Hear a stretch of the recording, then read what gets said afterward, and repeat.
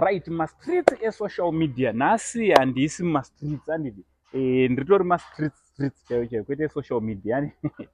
Yes, nhasi ndakamira with a talented young man anonzi iye Mupengo Roby ndo brand name rake handiti. Tiri kunoku kuKadoma kuWevalley.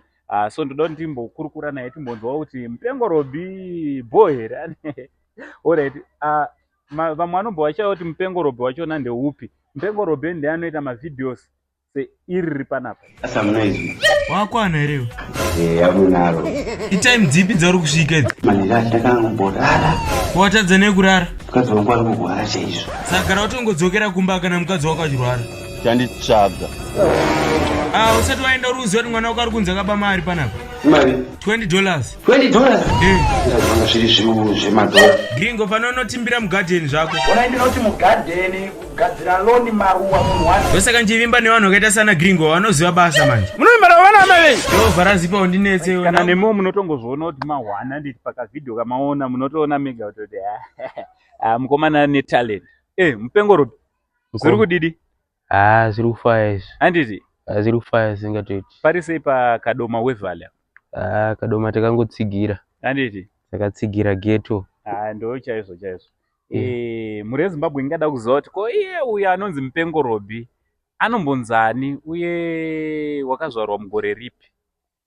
Mupengo Roby mukomana ane makore 21.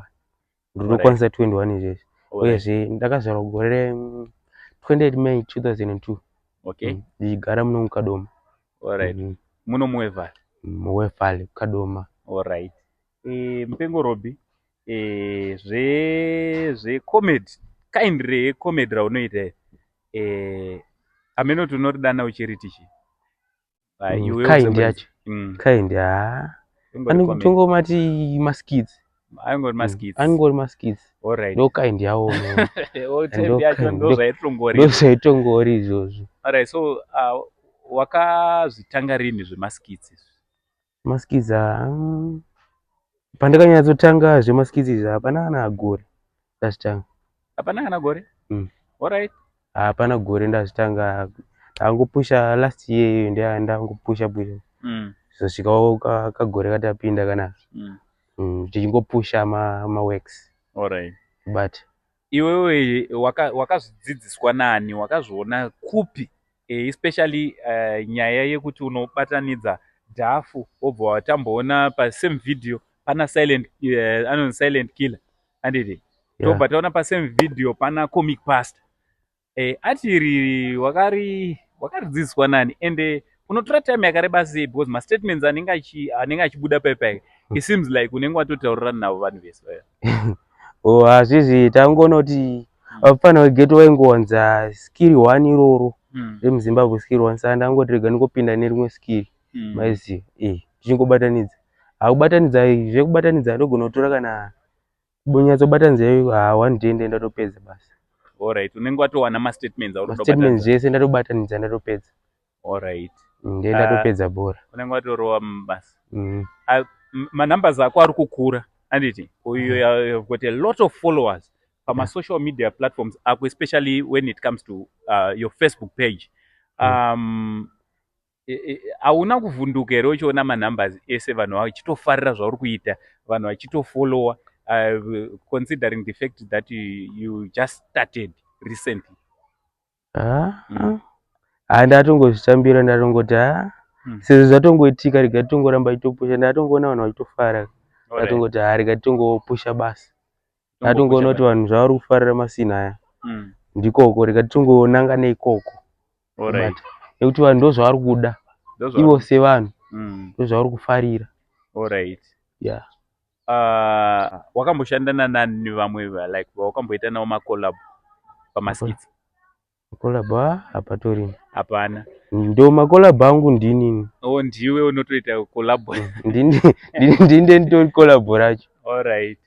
But ndivape unoshuwa kuti but in the future I would want to work with naningi pamaskits.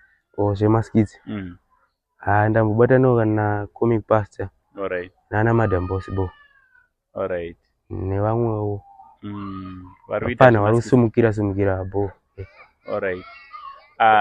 and support community muno muevalley ndo mangu mandakakurira muno madede. How are the people muevalley vari kuzvigamuchira sei? Muevalley geto vari kutosimbisa kuti aramba uchisimbisa geto redu nekuti geto tiri kusimbisa zvekutodaro kadoma totomboipusha zvekutodaro. Alright. Tiri papo futi ndevapi vamwe vati vakusapota so far like ma-individuals vakangosiyana siyana private sectors ma-companies vati vakusapota kusimudzira so far? Hapana. Paturina uri kutongorova masina ako ega tongozvishandira handiti kiya iyo ndichitongobaya handiti.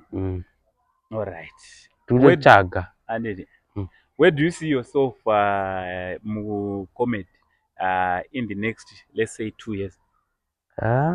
Zvamai manje ndototasira zvihombe. The next 2 years handenda kusatombotangika.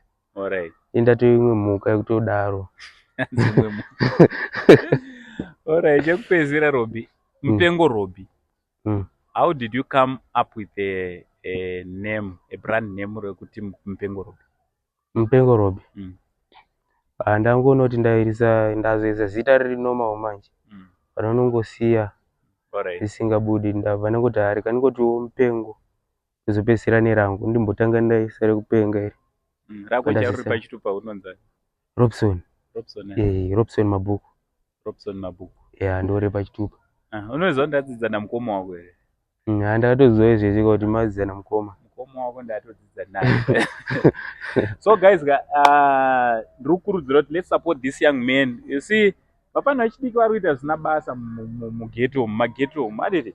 But here we have got a talented young man ane brand name rinonzi Mupengo Roby. So ndiri kungokurudzira kuti let's support him. Kumupawo kunyange ma-contracts, even ma-adverts, achirova achipusha ma-adverts. And let's follow him on all his social media platforms. Ndaisa mudescription kana first pinned comment munoenda ipapo munolinka naMupengo Roby. Number dzaMupengo Roby futi ndo dziri pascreen. To those who would want to, vada kunge vari vanoshanda naye vanenge vachida kumupawo kumuita brand ambassador because wapusha. Wapusha zvokuti kana kutokuita brand ambassador tinogona kutodaro. Vanokwanisa kungouya takatosununguka. Handiti?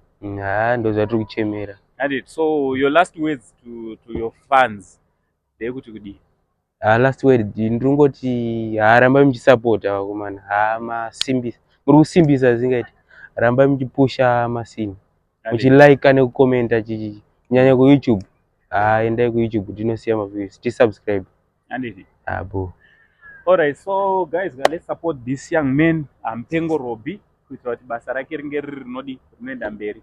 So from Uncle Saint TV crew for now, it is much love.